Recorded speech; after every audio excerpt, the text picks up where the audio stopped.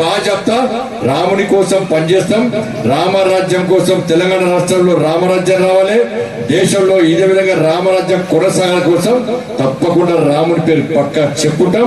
ఓట్ల కోసం కాదు, ఇలా రాముని పేరు భక్తితో చెప్పుకుంటాం మేము. కానీ వాళ్ళు భయపడతాం, దానికి వాళ్ళ కర్మ మనం ఏం చేయలేమన్నా. కాబట్టి ఇది దయచేసి అందరూ కూడా వాస్తవాలు ఆలోచించండి. మేము రాముని పేరును రాజకీయాల కోసం వాడుకుంటలేము, కానీ వాళ్ళు మాత్రం రాముని పేరు చెప్తే భయపడుతున్నారు. ఇలా బీఆర్ఎస్ కాంగ్రెస్ పార్టీ అక్క మీ ఎవరికన్నా మీ అకౌంట్లో 2500 రూపాయలు పడ్డాయి అక్క, పడ్డాయా? మరి మన ఓటు గట్టి గుద్దిరి కాంగ్రెస్ పార్టీకి గుద్దింది రోడ్డు ఏమంటే 2500 అకౌంట్లో పడతాయట, అందుకే ఓట్లు తెస్తున్నారు. ఇచ్చిరా 2500 పడ్డాయా? మరి 100 రోజులు ఇస్తున్నారు. 100 రోజులు ఎప్పుడో దాటిపికి అయిపోయా. ఇప్పుడు 2500 అకౌంట్లు వేస్తా అన్న పార్టీ కాంగ్రెస్ పార్టీ. 6 గ్యారెంటీ అని చెప్పి ఓటు గుద్దుతిరి కాంగ్రెస్ పార్టీ అదే వీకే వేస్తారా మళ్ళీగా? ఇక మళ్ళీ ఇప్పుడు 4000 రూపాయలు మీ అకౌంట్లలో ఎవరి అకౌంట్లో ఉన్నా, పెద్దలు ఉన్నారు కదా, ముసలి రూపాయలు ఉన్నారు కదా, మీ అకౌంట్లో మీ అన్న మీ తాత మీ నాన్నల అమ్మల అకౌంట్లో 4000 రూపాయలు పడ్డాయి ఆగస్టు పెన్షన్లు. మేము మీకోసం కొట్టాలంటే కేసీఆర్ కొడుకు జైలు పంపిణీ మమ్మల్ని ఏం చేస్తాం? తెలంగాణ మొత్తం మీలకు అంత తిరిగి కేసీఆర్ ఏ విధంగా కోట్లు సంపాదించుకుని ఇలా మన రక్తం తాగిడో, ఇచ్చిన హామీ డబుల్ బెడ్రూమ్ ఇస్తాను ఇవ్వకపోయా, పెన్షన్లు ఇస్తాను ఇవ్వకపోయా, రేషన్ కార్డు ఇస్తాను ఇవ్వకపోయా, దళితుల సమస్యలు పడుచుకోకపోయా, బీసీల సమస్యలు పడుచుకోకపోయా, అగ్రవర్ణాల పేదలను రాచి రంపాన పెట్టే ఏ సమస్యలు పట్టించుకోలే. ఇలా నేతల గురించి పట్టించుకోలేదా, ఎవ్వరి గురించి పట్టించుకోలేదు. కాబట్టి తెలంగాణ మొత్తం ప్రజా సంగ్రామ యాత్ర చేసి పేదోళ్ళందరూ కలిసి వాళ్ళ లోపల చైతన్యం రగిలించి ఇవాళ కేసీఆర్ గద్దెదించిన పార్టీ భారతీయ జనతా పార్టీ. మాకు అధికారం రాకపోవచ్చు, కాంగ్రెస్ దొంగ హామీలు ఇచ్చి 6 గ్యారెంటీ ఇచ్చి వాళ్ళ అధికారం రావచ్చు, కానీ ప్రజల గుండె లోపల నరేంద్ర మోడీ ఉన్నాడు. కాబట్టి దయచేసి ఆలోచించండి. ఇవి రాష్ట్రానికి సంబంధించిన ఎన్నికలు కావు, దేశానికి సంబంధించిన ఎన్నికలు, దేశ రక్షణకు సంబంధించిన ఎన్నికలు, దేశ అభివృద్ధికి సంబంధించిన ఎన్నికలు, ఇవాళ దేశంలో పేద ప్రజల బతుకుల కోసం జరిగే ఎన్నికలు. కాబట్టి నరేంద్ర మోడీ లేని దేశాన్ని పేద ప్రజలు ఊహించుకోలేరు. ఏడవేనా మోడీ మోడీ మోడీ మోడీ అంటున్నారు. ఆలోచన వల్ల ఈ దేశాన్ని కాంగ్రెస్ ప్రధానమంత్రి నిర్ణయించే ఎన్నికలు అయితే మా అభ్యర్థి ప్రధానమంత్రి అభ్యర్థి నరేంద్ర మోడీ. మేము నరేంద్ర మోడీ గారిని చూసి ఓట్లేమంటున్నాం. ఇలా కాంగ్రెస్ పార్టీ వాళ్ళు ప్రధానమంత్రి అభ్యర్థి ఎవరూ లేరు. ఎవరు చూసి ఓటేయమంటారంటే అది చెప్తలేరు. మీకు నాయకుడే లేనప్పుడు ప్రజలు మీకు ఎందుకు ఓట్లేయాలి, ఎట్లా ఓట్లేయాలి, దేశాన్ని ఏ విధంగా కాపాడతారు, ఎవరు కాపాడతారు? మేమేమో మోడీ గారు దేశాన్ని కాపాడుతారంటున్నాం. కాంగ్రెస్ పార్టీ వాళ్ళు దేశాన్ని ఎవరు కాపాడతారంటే వాళ్ళకి పేరే చెప్తలేరు.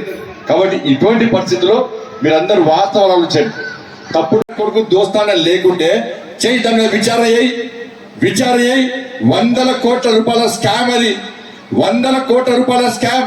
దాని మీద విచారణ చెప్తే 3 కంపెనీలను తీసుకొచ్చి లోపడే తొక్కితే వాళ్ళ నేతలకు ఏ విధంగా అన్యాయం జరిగింది, ప్రభుత్వ ప్రజాధనానికి ఏ విధంగా దుర్వినియోగం చేసిరో మొత్తం బయటకేస్తారు. దాని మీద ఎందుకు మాట్లాడు? దాని మీద ఇలా కేసీఆర్ కొడుకు ఈ ప్రాంతంలో చేసే అక్రమాల మీద ఎందుకు మాట్లాడవు? కేసీఆర్ వచ్చి ఈ సిరిసిల్లకు వచ్చి వాళ్ళ ముఖ్యమంత్రిని బండబూతులు తిట్టిపోయాడు. ముఖ్యమంత్రిని కేసీఆర్ వచ్చి కాంగ్రెస్ పార్టీ మంత్రులు తిట్టిపోయాడు. కానీ ఇక్కడ నా మంత్రికి మాత్రం పాపం తిట్టడానికి నోరు రాదు. కేవలం బండి సరే తిట్టడానికి మాత్రమే నోరు వస్తుంది.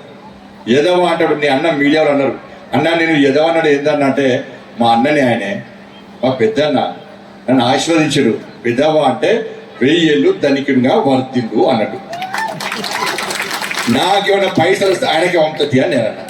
మా అన్న అంటే నా ఆశీర్వదించు. నాకు చెడు రాదక్క, నాకు బూతులు రావు. ఈ విమర్శ నేను నవ్విస్తా, నేను నవ్వుకుంటా మాట్లాడతా తప్ప వాళ్ళకి అహంకారం నాకు లేదు. వాళ్ళకి కండకవరం తలకాయ నాకు ఎక్కది. ఎందుకంటే ఆయన అధికారులప్పుడు కండకవరం తలకాయకి ఎక్కి ఇలా కేసీఆర్ కొడుకు ఏ విధంగా రాసి రంపాన పెట్టిండో మీరు చూడలేక ఇక్కడ మా కార్యకర్తలు శిశులో ఉన్నట్టు వీళ్ళందరూ ఇలా నవ్వుకుంటున్నారు. ఇలా ఉన్నాడు దానిక వీళ్ళందరి పేరు కేసులు ఉన్నాయి. కేసీఆర్ రాచరికమా? ఏమన్నా రాచరికమా? కేసీఆర్ కుటుంబ సభ్యులు ఊరాలకు వస్తే గతంలో రాజుల కాలంలో చెప్పులు తీసి నెత్తి పెట్టుకుంటారట. ఇక చెప్పులు తీసి నెత్తి పెట్టుకోవడం తప్ప అన్ని అనుభవించిన వాళ్ళు. ఇక కేసీఆర్ కుటుంబ సభ్యులు ఊరాలకు వస్తే మా భారతీయ జనతా పార్టీ కార్యకర్తలను 2 రోజులు పోలీసులు ఎత్తుకపోయాక 2 రోజులు పోలీసులు ఎత్తుకపోదు. ఇష్టానుసారంగా నాన్ బెల్ల కూడా కేసు ఒక్కసారి కూడా బీఆర్ఎస్ పార్టీ నాయకులు రాలే, అప్పుడు కాంగ్రెస్ పార్టీ వాళ్ళు ఒక్కరు రాలే. ఇవాళ నేను వచ్చి నష్టపోయిన రైతులకు భరోసా కల్పించే ప్రయత్నం చేస్తా.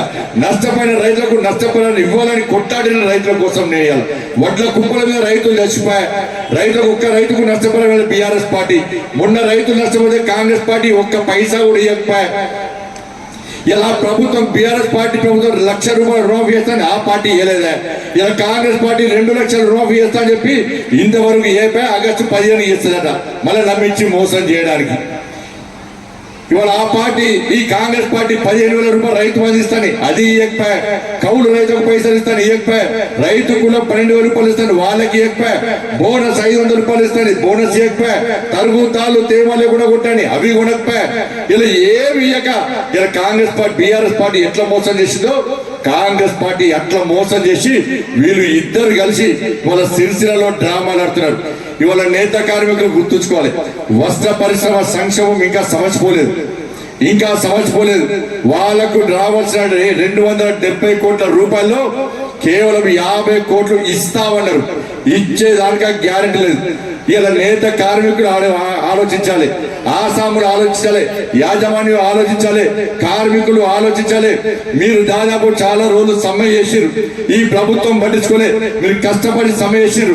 ఇలా మీరు కష్టపడి సమ్మె చేస్తే ఇలా ప్రభుత్వం దిగొచ్చింది. మీరు కష్టపడ్డా కూడా మీ సమస్య తెలంగాణ రాష్ట్రంలో చాలా మందికి తెలవలే, మీ ఇబ్బందులు తెలవలే. చాలా మంది నేతలను ఆత్మహత్య చేసుకున్నారు, ఇలా పైన సమాజం తెలవలే. మీరు కష్టపడ్డ తీరు, మీరు పడుతున్న ఇబ్బందులు చూసి వాళ్ళ భారతీయ జనతా పార్టీ కార్యకర్తగా ఈ సిరిసిల్ల పట్టణంలో ఇలా నేతన్న దీక్ష చేయడానికి నేను బయలుదేరే సమయంలో ఇవాళ కాంగ్రెస్ పార్టీ ప్రభుత్వం స్పందించి ఆదర బాదరగా వచ్చి ఇలా భయపడి, ఇలా దీక్షకు భయపడి తెలంగాణలోని నేతన్నలు మొత్తం రోడ్డు దిగెత్తారు. ఇలా సిరిసిల్లకు మద్దతు తెలుపుతారు.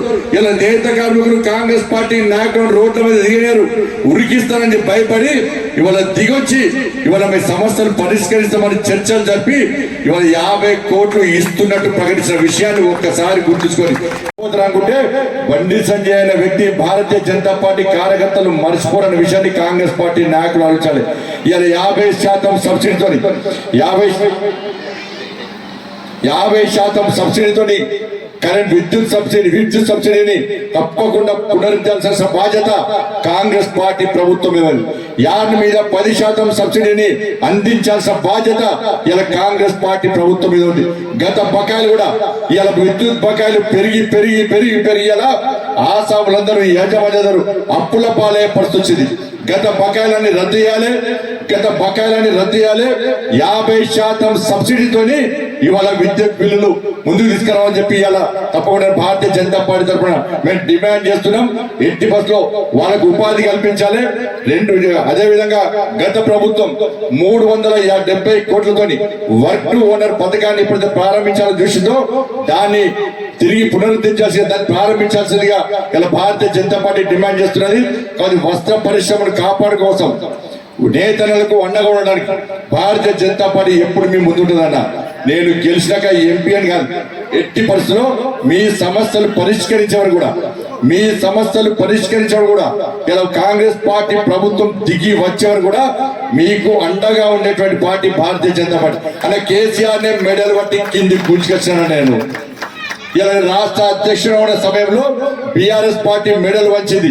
ఈ తెలంగాణ రాష్ట్రంలో పేదలకు అండగా ఉండి అనేక ఉద్యమాలు చేసిన వ్యక్తిని నేను.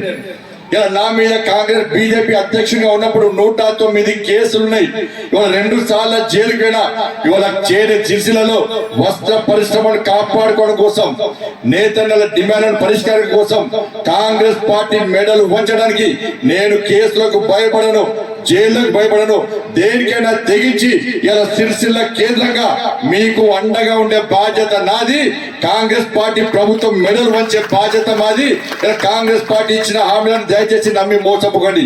ఎన్నికల తర్వాత మళ్ళీ మిమ్మల్ని కాంగ్రెస్ పార్టీ పట్టించుకోదు.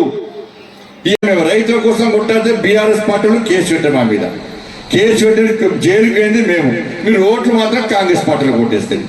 మీ పిల్లల ఉద్యోగాల కోసం కొట్లాడింది మేము. జైలుకు ఏంది మేము, ఓటు మాత్రం కాంగ్రెస్ పార్టీకి ఓటేస్తుంది. మహిళల మీద అత్యాచారం చేత కొట్లాడింది మేము, ఓటు మాత్రం కాంగ్రెస్ పార్టీకి ఓటేస్తుంది. ఓడు భూముల సమస్యల మీద కొట్లాడింది మేము, జైలుకు ఏంది మేము, ఓటు మాత్రం కాంగ్రెస్ పార్టీకి ఓటేస్తుంది. మీ ఇళ్ల కోసం కొట్లాడింది మేము, ఓటు మాత్రం కాంగ్రెస్ పార్టీకి ఓటేస్తుంది. మోడీ గారు వ్యాక్సిన్ ఇచ్చే, మోడీ గారు బియ్యం ఇవ్వబట్టే, మోడీ గారు రుణాలు ఇవ్వబట్టే, మోడీ గారు గ్రామ పంచాయతీ నిధులు ఇవ్వబట్టే, బాత్రూంల పైసలు మోడీ గారే ఇవ్వబట్టే, శ్మశాన వాటికల పైసలు మోడీ గారే ఇవ్వబట్టే, అన్ని మోడీ గారే ఇవ్వబట్టే. కానీ ఓట్లు మాత్రం కాంగ్రెస్ పార్టీకి ఓటేస్తారు. ఇది తప్ప కాదా? తప్ప కాదా?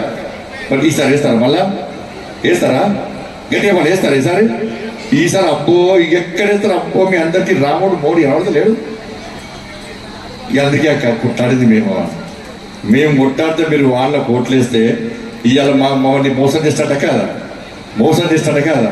ఎప్పుడన్నా కాంగ్రెస్ ఇప్పుడు ఇద్దరు వస్తారు కాంగ్రెస్ ఇక టికెట్ కాంగ్రెస్ పార్టీ టికెట్ ఇచ్చుడు ఎవరి టికెట్ వాళ్ళే పెట్టుకుంటారు. కాంగ్రెస్ పార్టీకి అభ్యర్థి దొరకలేడు. నిన్న ఒక లెటర్ పెట్టుకున్నాడు, నాకే టికెట్ వచ్చిందని చెప్పి. నీకు రాలేదు నాకే వచ్చాడు, ఇంకో లెటర్ పెట్టుకున్నాడు. ఇవాళ ఎవరికి టికెట్ వచ్చిందో ఎవరు కాంగ్రెస్ పార్టీ నామినేషన్లు స్టార్ట్ ఇవాళ నామినేషన్ వేసే ముందు ముహూర్తాలు తీసుకుంటాం. 18వ తారీఖు ముహూర్తాలు నామినేషన్ స్టార్ట్ అయినాయి. నేను స్వామీజీని అడిగిన, స్వామీజీ నా పేరు మీద ముహూర్తం ఎప్పుడో చెప్పు, నేను పోయి నామినేషన్ వేయాలంటే నీకు 19వ తారీఖు మంచి ఉంది, 20వ తారీఖు మంచి ఉంది అని స్వామీజీ చెప్పాడు. 19వ తారీఖు ఒక సెట్ చేస్తాం, 20వ తారీఖు మళ్ళీ సెట్ చేస్తున్నాం. మరి కాంగ్రెస్ పార్టీ ఇలా అభ్యర్థుల ముహూర్తాలు చూసుకోలేదా? ఇంతవరకు కాంగ్రెస్ పార్టీ అభ్యర్థిని ప్రకటించడానికి ఇంకా ముందు అవుతుందంటే కాంగ్రెస్ పార్టీ ఇక గెలువది. ఇక్కడ పోటీ ఏదో నవమాత్రంగా పోటీ చేయాలి కాబట్టి చేయడానికి మాత్రమే వస్తుంది తప్ప నిజమైన కాంగ్రెస్ పార్టీ నాయకులు ఎవరు కూడా కాంగ్రెస్ పార్టీ నుంచి పోటీ చేయడానికి ముందుకు వస్తలేరు. కాంగ్రెస్ పార్టీకి అభ్యర్థి కరువై ఇలా ఇంతవరకు ప్రజలకు తెలియని ఇక్కడ లేనోళ్లకు టికెట్ ఇచ్చే ప్రయత్నం కాంగ్రెస్ పార్టీ చేస్తున్నది. ఒక్కసారి ఆలోచించండి. ఇలా మీకు ఏ ఆపద వచ్చినా ఏ కష్టం వచ్చినా నేను వచ్చినా నన్ను కరీంనగర్ ఎంపీగా గెలిపించిన తర్వాత దాదాపు 12,000 కోట్ల రూపాయలకు పైగా నిధులు తీసుకొచ్చిన. ఇలా కోవిడ్ వచ్చినప్పుడు ఇలా బీఆర్ఎస్ పార్టీ అభ్యర్థి ఇంట్లో అన్నాడు, కాంగ్రెస్ పార్టీ అభ్యర్థి మీకు తెలియదు ఇప్పుడు చూడలేనాడు. ఇలా సిరిసిల్లకు కోవిడ్ వాడుకు నేనొచ్చిన, వేములవాడకు నేనొచ్చిన, సిరిసిల్ల హాస్పిటల్కు నేనొచ్చిన, ఇక్కడ బియ్యం వచ్చిన, పప్పులు ఉప్పులు వచ్చిన, కరీంనగర్ కోవిడ్ వాడుకు నేను వచ్చిన, తెలంగాణ మొత్తం గిరగిర తిరిగిన. మీరందరూ ఇంట్లో ఉండరాక మీ కుటుంబ సభ్యులతో బీఆర్ఎస్ పార్టీ కాంగ్రెస్ పార్టీ నాయకులందరూ కోవిడ్ వస్తే